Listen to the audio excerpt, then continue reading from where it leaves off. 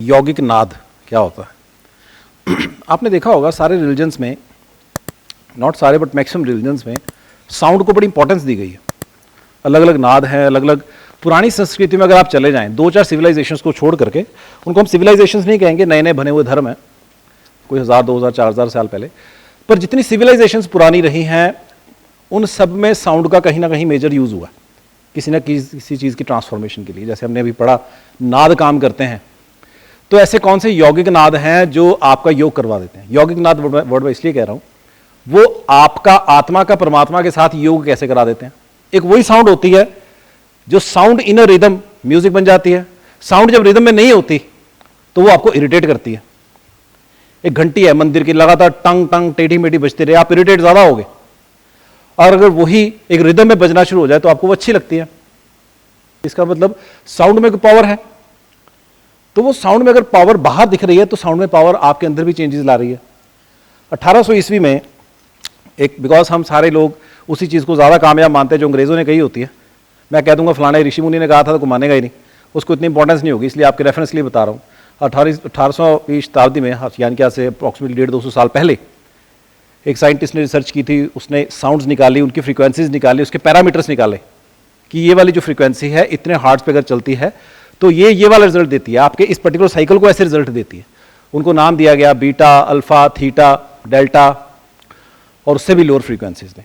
Basically brain cycles थे, उनको brain waves कहा गया, उसके पैरामीटर डिसाइड कर दिए गए और बाद में जब उसको प्रैक्टिकल यूज में लाया गया तो उसका रिजल्ट आया।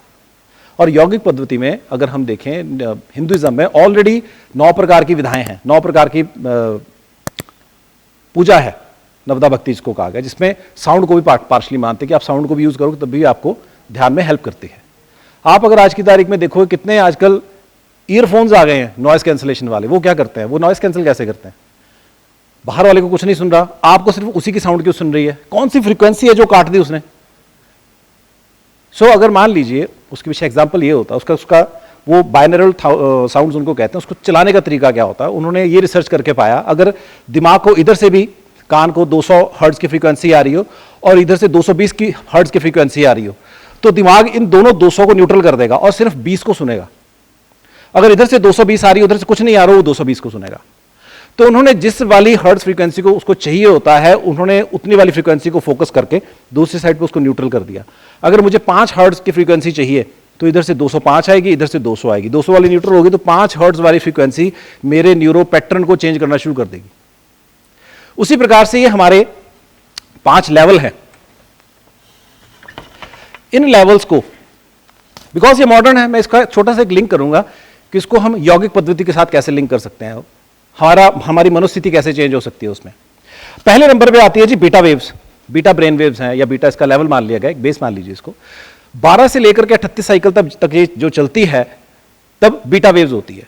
बीटा वेव्स में क्या है, जो आम सब व्यक्तियों की होती है, खाना पीना, जागना, एंजाइटी लेवल्स, एंथुजियाज्म, जो आप रूटीन में हो, आप सब 12 से 38 के बीच में हैं। हम सारे उसी के बीच में होते हैं हर समय। एक आम आदमी 12 से 38 के बीच में घूम रहा होता है। किसी की ज्यादा होती है गुस्से में, किसी की कम होती है, बट नॉर्मली 12 पे चलती है, वो होता है आम आदमी। दूसरी आती है 8 से 12 के बीच में। जितने व्यक्ति अकल्ट साइंसेस सीखते हैं, जितने व्यक्ति, और खासकर आप, क्योंकि आप ग्रैंड मास्टर कोर्स करने आए हो, क्योंकि एक लेवल आपने क्रॉस किया, आप अगले लेवल पे चले गए, तो जो अगला लेवल वाले लोग होते हैं वो डिफॉल्ट 8 से 12 के बीच में फ्लोट कर रहे होते हैं। ये जो प्रकृति होती है अल्फा की, इसको कहते हैं जिज्ञासु। मैं जिज्ञासु क्यों कह रहा हूं? क्योंकि मेडिटेशन के फील्ड में 3 चीजें मेजर काम करती हैं। चौथा आदमी होता है, 3 ऊपर उसके 3 तल होते हैं। तो जितने ग्रैंड मास्टर कोर्स, अब कोविड के टाइम पे, कोरोना के टाइम पे इंडिया में कोर्स नहीं हो रहा, हमारा पहला कोर्स हो रहा है और आप फिर भी करने आए हो इतनी दूर से, तो वो जो जिज्ञासा है वो आपको यहां पे लेके आई। इसका मतलब वो आपकी जिज्ञासा अगर आपकी मटेरियलिस्टिक चीजों को छोड़ करके आपको यहां पे लाई है तो डिफॉल्ट आपका 8 से 12 के बीच में चल रहा है। और 8 से 12 वाले लोग जो होते हैं वो पार्शली इंट्यूटिव होना शुरू हो जाते हैं, गो गेटर्स होते हैं, डूअर्स होते हैं। आप नेट के ऊपर सर्च मारेंगे, आपको ज्यादा एलैबोरेट होगी कि अल्फा वाले व्यक्ति कैसे हो जाते हैं। तो आपकी मनोस्थिति वैसी होनी शुरू हो जाएगी, इसीलिए आप यहां पे आओ, नहीं तो ना आते। कितने लोग डर के मारे घरों में बैठे हैं, कितने लोग 2-2, 4-4 महीने से घर से ही नहीं निकले। इसका मतलब उनका जो मेंटल स्टेट है वो डिफॉल्ट बीटा में चल रहा है, आप अल्फा वाले हो। तो ये बेस सेट हो जाता है कि आम व्यक्ति में और आप में क्या डिफरेंस है, आप कहां पे हो। तो यहां पर एक लाइन ड्रॉ हो जाती है। तो कोविड ये सिखाता है आपको, कोरोना ने ये सिखाया आपको कि आप एटलीस्ट यहां पर स्टैंड करते हो जो अल्फा में हो। और बहुत लोग हैं जो अल्फा में जाते हैं, जो कुछ करते हैं, जिनके अंदर पेशेंस धीरे धीरे बढ़नी शुरू हो जाती है। वो 8 से 12 के बीच में ये इनिशिएशन है आपकी टुवर्ड्स आपकी इंट्यूटिव फील्ड के लिए, आप नेक्स्ट लेवल पे कैसे जा सकते हो। उसके बाद स्थिति आती है थीटा, 3 से लेकर के 8 के बीच की जो फ्रीक्वेंसी होती है, यहां पर आपकी मेजर इंट्यूशंस डेवलप होती हैं। इसको हम साधु की स्थिति कहते हैं। साधु क्यों होता है? साधु वर्ड का मतलब क्या है? साधु मतलब साधना करने वाला, जो साधना के पथ पे सध जाए, उसको साधु कहा गया। और कई लोग इसको कॉन्ट्राडिक्टरी मान लेते हैं कि साधु को शादी नहीं करानी चाहिए, संत को शादी नहीं करानी चाहिए। वो इररेलेवेंट हैं चीजें। पुराने टाइम पे सारे ऋषि मुनि देखो कि सबकी शादी हुई थी, तो उसको आप दुनियावी चीजों के साथ नहीं जोड़ सकते। जरूरी नहीं है साधु संत इत्यादि अनमैरिड हो। कुछ कंडीशंस है, कुछ संप्रदाय हैं वो उसको फॉलो करते हैं, बट आपको उस पर माथा नहीं मारना। हम यहां पर मानसिक मनोवृत्ति की बात कर रहे हैं एक व्यक्ति की, और ये बात कर रहे हैं कि उसका कौन सा लेवल चल रहा है, वो कौन से लेवल पे स्टैंड करता है। तो जिस व्यक्ति का ब्रेन साइकिल 3 से 8 में आ जाता है, वो साधु प्रकृति में आ जाता है। और वो रूटीन में 3 से 8 वाले व्यक्ति बिल्कुल शांत और नींद की अवस्था में होते हैं। जब हम सोने लगते हैं, हमारा ब्रेन साइकिल ड्रॉप होकर के जब 3 से 8 में आता है, तब हम निद्रावस्था में जाना शुरू कर जाते हैं और हम धीरे धीरे धीरे सो जाते हैं। दूसरी चीज, हमारे इंट्यूशन लेवल बढ़ने शुरू हो जाते हैं। हमें इंट्यूटिवली लगना शुरू हो जाता है कुछ ऐसा होगा, कुछ ऐसा है, कुछ ऐसा हो सकता है। और द मोमेंट आपने ठा से बोला और वो पूरा हो गया, वो अच्छा भी हो सकता है, वो बुरा भी हो सकता है। यानी कि आपका ब्रेन 3 से 8 के बीच में जब आता है, वो इमीडिएटली एक ऐसा डिसीजन दिलवाता है जो पूरा हो जाता है। अब उसमें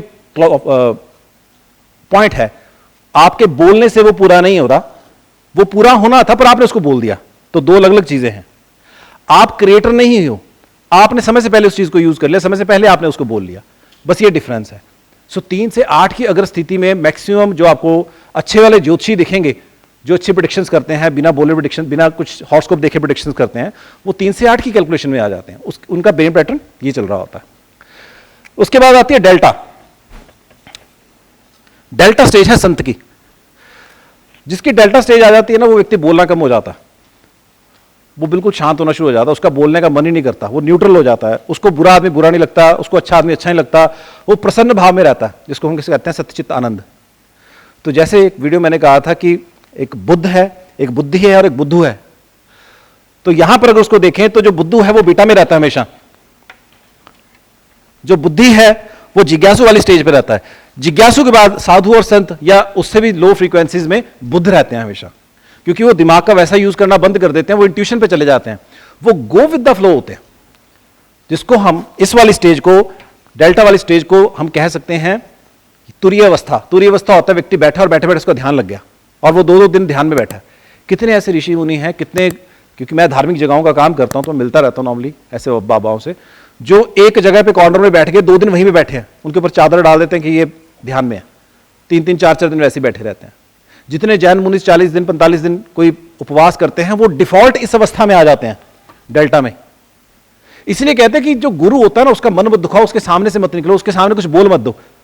अगर उसके सामने बोल दिया तो कुछ भी हो सकता है, उसके मन में जो भाव आएगा वो आपको खराब कर देगा। इसलिए कहा जाता था, एग्जाम्पल्स अगर आप पुरानी हिस्ट्री की उठाओ, कि ऋषि पाठ कर रहा था, उसको किसी ने, उसके सामने से एक मृग निकला, ऋषि को गुस्सा आ गया, उसने उसको आंखों से देखा, वो जल के मर गया।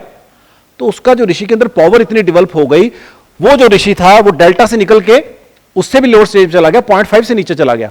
जो 0.5 से 3 के नीचे, 0.5 के नीचे चला जाता है, वो को क्रिएटर हो जाता है, वो भगवान का राइट हैंड है समझ लीजिए। उसको पांचों के पांचों तत्व बैलेंस करना आ जाते हैं, और वो व्यक्ति जो सोचता है बोलता है वो काम हो जाता है। इसलिए एक जगह कहानी भी आती है, एक योगी थे, ये फैक्ट असली कहानी है, एक संत की मैंने कहानी सुनी। तो कहते मैं जब खोजी था, जब मैं खोजता था, तो एक बार मैं किसी पहाड़ पे गया, वहां पे एक ऋषि बैठे थे और मैंने उनको दूर से देखा और उनकी आंखें खुल गई और वो मेरे को देख के जोर जोर से चीखे मारने लगे और पत्थर पे सर मारना शुरू कर दिया उन्होंने। कहता मैं भागा गया, महाराज जी क्या ऐसा मेरे से हो गया जो आपने मेरे को देख के ऐसे मारना शुरू कर दिया। कहते मैं उस अवस्था में जाने लगा था, तेरे को देख के मेरी अवस्था खराब हो गई, तो उसका दोषी है।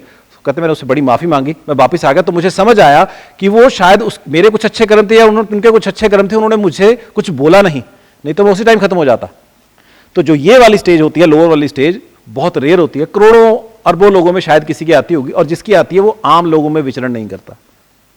सो बाइनरल जो साउंड्स होती हैं, जो हमने आज साउंड्स लगाई थी, जो हम कोर्स में, हर कोर्स में साउंड में क्यों यूज करता हूं, आपने न्यूमेरो कोर्स में भी देखा, वास्तु में भी देखा, यहां भी देखा, उसके पीछे ये चीज है, साउंड का लगा प्ले करना और साउंड का रिकॉर्ड होना में अलग अलग चीजें हैं। मैं साउंड प्ले नहीं करता हूं वहां पे, मैं साउंड आपके ब्रेन में रिकॉर्ड कराता हूं। इसलिए जब आप मेरा कोर्स समझते हो तो आपको कुछ कोर कॉन्सेप्ट समझ आने शुरू होते हैं। आपको लग रहा होता है कि मैं नॉर्मल कोर्स करा रहा हूं, मैं नॉर्मल तो शब्द बोल रहा हूं, पर एक्चुअल में मैं आपके ब्रेन के साथ खेल रहा होता हूं कि आपका ब्रेन एक रिसेप्टर की तरह काम करे। उसके पास ऑलरेडी वो डाटा है, मैं सिर्फ उसको जोड़ने का काम करता हूं, क्योंकि वो आपके ब्रेन को पता है उसको जोड़ना कैसे है। मेरे हंसने गाने कूदने से कुछ नहीं होता। गेम कहीं और चलती है, रिजल्ट कहीं और आता है, और आप सोचते हो हमने क्लास में पढ़ा नहीं था, ये चीजें कैसे आ गई। इसलिए आप कोर्स से बाहर बाद में जाके जब चीजें पढ़ते हो, बुक को पढ़ते हो, तो आपको कई चीजें डिफॉल्ट अंडरस्टैंड होती हैं, क्योंकि वो आपके ब्रेन का पार्ट है। ब्रेन को पता है कि लॉजिक्स को एक्सप्लोर करके उसको सॉल्व कैसे करना उस क्वेरी को। तो मेरा काम उस एक्टिवेशन को करना है, और इसी चीज को पार्शली कीलन भी कहा गया कि गुरु ने एक मंत्र दे दिया, उसको कील दिया। कील दिया मतलब उसने उसको ओपन नहीं किया, क्योंकि उसने उसके ब्रेन पैटर्न को ओपन नहीं किया कि उसको मंत्र ऑब्जॉर्व कर ही नहीं पाएगा, वो यूज ही नहीं ले पाएगा। तो साउंड की बहुत बड़ी इंपॉर्टेंस है। आज हमने चक्रास किए हैं। चक्रास के लिए अगर आपको याद हो, एक मंत्रा वाले साउंड थे, मैं बोल रहा था जिसमें, उस वाली साउंड को आपने रेगुलर यूज करना है। जो आपको टाइमिंग बताए हैं मॉर्निंग में, बेस्ट टाइम रहता है सुबह 3:20 से 3:55 के बीच में। उसको सुनिए 10 मिनट 15 मिनट, और साथ में अपनी चक्रा बैलेंसिंग और एक्टिवेशन को करिए, और 43 डेज इसको करके देखिए। आपके अंदर आपको खुद चेंज लगना शुरू हो जाएगा, आप खुद शांत होने शुरू हो जाओगे, एग्रेशन कम हो जाएगा, आप चीजों को गो विद द फ्लो हो जाओगे, आप अडॉप्ट करना शुरू कर दोगे। चीजें आ रही हैं, इट्स ओके, आने दो, और लाइफ आपकी बदल जाएगी। इसीलिए साउंड की मेजर इंपॉर्टेंस है, इसी को यौगिक नाद कहा गया। बाकी अंग्रेज अलग अलग नामों से अलग अलग फ्रीक्वेंसी से निकालते हैं। जो मैं आपको साउंड्स दे रहा हूं, ये आप डिफॉल्ट देख लेना, आपके काम आएंगे। उसके बाद साउंड क्लाउड के ऊपर मैंने इसको अपलोड किया हुआ है, soundcloud.com/अकल्ट मास्टर पे, और यूट्यूब पे मैं अभी कर दूंगा। यूट्यूब जो हमारा चैनल है अकल्ट मास्टर, वहां पर भी उन पे मैंने और काम किए। जितनी साउंड्स बनाई है सारी मैंने खुद रिकॉर्ड की हैं, खुद बनाई थी 3 साल पहले। उस पर मैंने एक साउंड बनाई है जो आपको रात को अच्छी नींद सुला सकती है। उसको कानों में लगाइए, सो जाइए। 10 मिनट 15 मिनट के बाद वो आपको साउंड ही सुननी बंद हो जाएगी, आप सो जाओगे। एक साउंड है जो घर को एक्टिवेट करती है, घर के अंदर नेगेटिव एनर्जीज हैं, उस साउंड को किसी भी घर के अंदर, फ्लैट के अंदर, कहीं भी दुनिया में उस क्लाइंट को लगा ले, लगा के छोड़ दे, उस घर की एनर्जीज को बैलेंस कर देगा। करेगा क्या? जो मॉफ्ड साउंड्स होती हैं दीवारों में, उनको खत्म कर देगा। जो इलेक्ट्रोमैग्नेटिक फील्ड इंबैलेंस होता है उसको खत्म कर देगा, वो जो वेवी पैटर्न है। एक साउंड है जो बिजनेस को एनहांस करती है।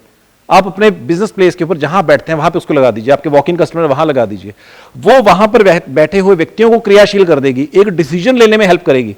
ब्रेन मैनिपुलेट हो जाता है। जब आप इस क्लास में सुबह आते हो, आपका मूड कुछ और होता है, यहां पर 3-4 डिफरेंट पैटर्न में गाने चलते हैं, या एक डिफरेंट साउंड आ रही होती है, आपको नहीं सुन रही होती। मैंने ईयरफोन मंगवाया आपसे, आप उन साउंड्स को भी ईयरफोन में लगाओगे तो आप देखोगे जो क्लास में सुन रहे थे और जो ईयरफोन में सुन रहे हो उसमें मेजर चेंज हो जाएगा, क्योंकि वो साउंड्स इस स्पीकर में नहीं आती, वो कानों में सुनेंगी और वो चेंज ला देती है लाइफ में। सो क्रक्स इज दिस, ये जो यौगिक नाद है, जो साउंड्स आपको आज शाम को दे दूंगा, इसको सुनिए। अगर यहां से ना मिले तो आप यूट्यूब वाले चैनल से अपने डाउनलोड करिए, और खासकर रात को सोने से पहले और सुबह उठते सार चक्रा वाले को कान में लगा के 101% सुनिए, आपको रिजल्ट आएगा।